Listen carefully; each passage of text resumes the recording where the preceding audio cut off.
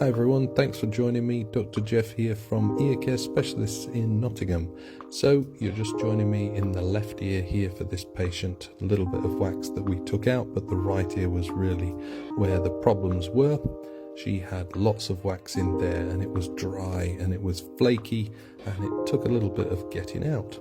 So just doing a quick check there, ear nice and clear, and we're on to the right side. So you can see it's quite dry and flaky there, and we use a little bit of oil halfway through just to get things moving a bit. And here we go, starting to mobilize and bring out the first lump.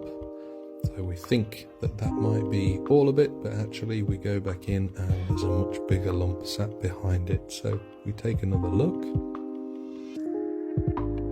and here we see that the coast isn't yet clear, a little bit more just softer flaky stuff there on the right, and here's the big lump as it starts to come now. So this was the big one, and this was pretty big considering the size of the ear canal. All of a sudden hearing is improved and everything will feel much better for this patient.